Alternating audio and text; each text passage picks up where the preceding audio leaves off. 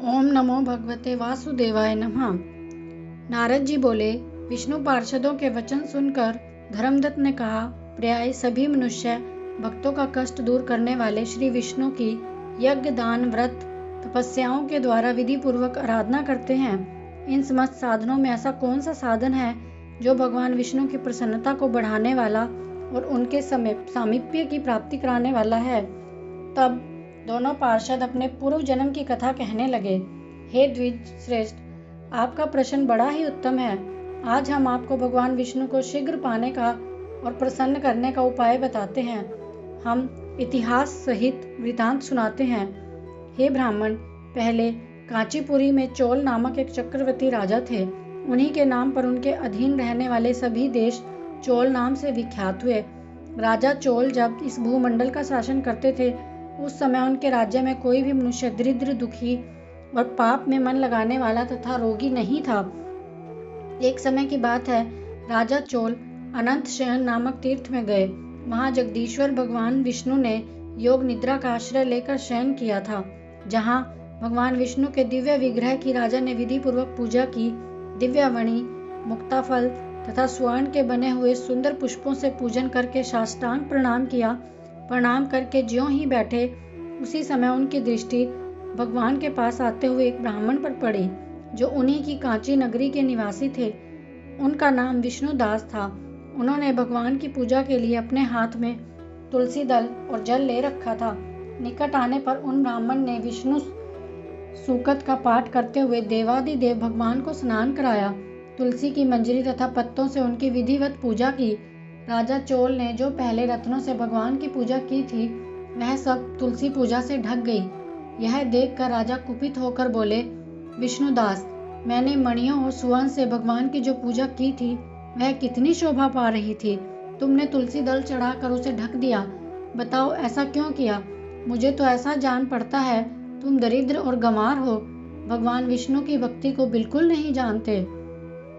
राजा की यह बात सुनकर विष्णुदास ने कहा, राजन, आपको भक्ति का कुछ भी पता नहीं।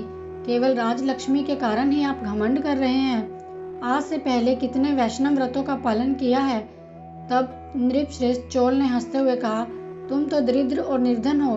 तुम्हारी भगवान विष्णु में भक्ति ही कितनी है।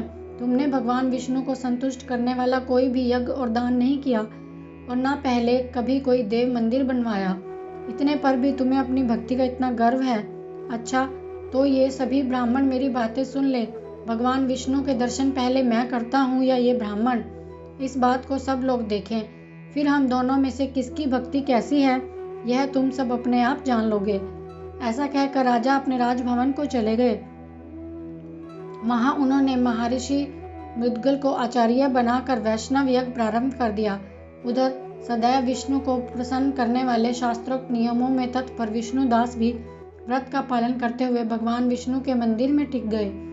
उन्होंने माघ और कार्तिक के उत्तम व्रत का अनुष्ठान, तुलसी वन की रक्षा, एकादशी को द्वादशाक्षर मंत्र का जाप, नृत्य, गीत तथा मंगलमय आयोजनों के साथ प्रतिदिन षोडशोपचार से भगवान विष्णु की पूजा आदि नियमों का आचरण किया। वे प्रतिदिन चलते फिरते और सोते हर समय भगवान विष्णु का स्मरण किया करते थे। उनकी दृष्टि सर्वत्र सम हो गई थी। वे सब प्राणियों के भीतर एकमात्र भगवान विष्णु को ही स्थित देखते थे। इस प्रकार राजा चोल और विष्णुदास दोनों ही भगवान लक्ष्मीपति की आराधना में संलग्न थे। दोनों ही अपने अपने व्रत में स्थिर रहते थे। इस अवस्था में दोनों ने दीर्घ काल व्यतीत किया। पार्षदों ने कहा, एक दिन की बात है जब विष्णुदास ने नित्य कर्म करने के पश्चात भोजन तैयार किया, किंतु कोई छिपकर उसे चुरा ले गया। विष्णुदास ने देखा भोजन नहीं है, परंतु उन्होंने दोबारा भोजन नहीं बनाया, क्योंकि ऐसा करने पर सायंकाल की पूजा के लिए उन्हें अवकाश नहीं मिलता। अतः प्रतिदिन के नियम का भंग हो जाने का भय था। दूसरे दिन पुनः उसी समय भोजन बनाकर वे जैसे ही विष्णु को भोग अर्पण करने के लिए गए, त्यों ही किसी ने आकर सारा भोजन खा लिया। इस प्रकार 7 दिनों तक लगातार कोई उनका भोजन चुरा कर ले जाता रहा। इससे विष्णुदास को बड़ी हैरानी हुई और वे मन ही मन विचार करने लगे, कौन प्रातःकाल आकर मेरी रसोई चुरा ले जाता है।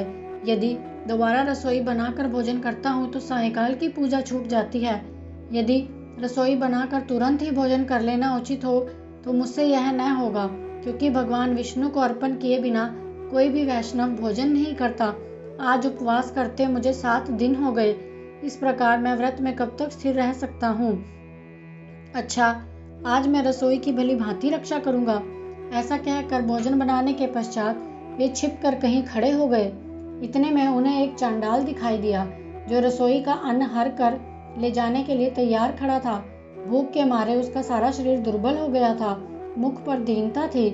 शरीर में हाड़ और चाम के सिवाय कुछ नहीं था। उसे देखकर श्रेष्ठ ब्राह्मण दास का हृदय करुणा से भर गया। उन्होंने भोजन चुराने वाले चांडाल की ओर देखा, कहा, ठहरो, क्यों रूखा सूखा खाते हो? यह घी तो ले लो। इस प्रकार विष्णुदास को आते देख चांडाल भय के मारे भागा और कुछ ही दूरी पर जाकर मूर्छित हो गया। चांडाल को भयभीत और मूर्छित देखकर विष्णुदास उसके समीप गए और उसे अपने वस्त्रों के एक छोर से हवा करने लगे। जब वह उठकर खड़ा हुआ तो विष्णुदास ने देखा कि वह चांडाल नहीं है, बल्कि साक्षात नारायण ही शंख चक्र और गदा धारण किए उनके सामने उपस्थित हैं। अपने प्रभु को साक्षात देख विष्णुदास सात्विक भावों के वशीभूत हो गए। वे स्तुति नमस्कार करने में समर्थ ना हो सके। तब भगवान ने सात्विक व्रत का पालन करने वाले विष्णुदास को अपनी छाती से लगा लिया। उन्हें अपने जैसा रूप देकर वैकुंठ धाम को ले चले। उस समय यज्ञ में दीक्षित हुए राजा चोल ने देखा, विष्णुदास एक श्रेष्ठ विमान पर बैठकर भगवान विष्णु के समीप जा रहे हैं। विष्णुदास को वैकुंठ धाम जाते देख राजा ने शीघ्र ही महर्षि मृदुल को बुलाया और कहा, जिसके साथ स्पर्धा करके मैंने इस यज्ञ दान आदि का कर्म अनुष्ठान किया, वह ब्राह्मण आज विष्णु का रूप धारण करके मुझसे पहले वैकुंठ धाम जा रहा है।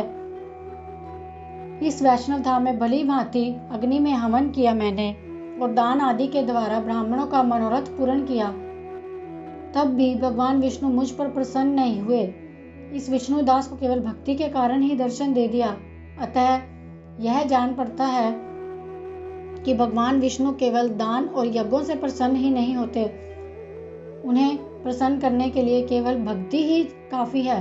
दोनों पार्षदों ने कहा, इस प्रकार राजा अपने भांजे को राज सिंहासन पर अभिषिक्त करके बचपन से ही यज्ञ की दीक्षा लेकर उसी में संलग्न रहते थे, इसलिए उनका कोई पुत्र नहीं था। यही कारण है कि उन्होंने अपने भांजे को राज्य का उत्तराधिकारी बनाया। भांजे को राज्य देकर वह यज्ञशाला में गए और वहां खड़े होकर भगवान विष्णु को संबोधित करते हुए 3 बार निम्नांकित वचन बोले, भगवान विष्णु, आप मुझे मन, वाणी, शरीर और क्रिया द्वारा होने वाली अविचल भक्ति प्रदान करिए। इस प्रकार कहकर वह अग्निकुंड में कूद पड़े। बस उसी क्षण भगवान विष्णु अग्निकुंड में प्रकट हो गए। उन्होंने राजा को छाती से लगाकर एक श्रेष्ठ विमान में बिठाया और वैकुंठ धाम ले गए। नारद जी बोले, जो विष्णुदास थे वे तो पुण्यशील नाम से प्रसिद्ध हुए, भगवान के पार्षद बने। जो राजा चोल थे उनका नाम सुशील था। इन दोनों को ही अपने समीप समान रूप देकर भगवान लक्ष्मीपति ने अपना द्वारपाल बना लिया। बोलो विष्णु भगवान की जय।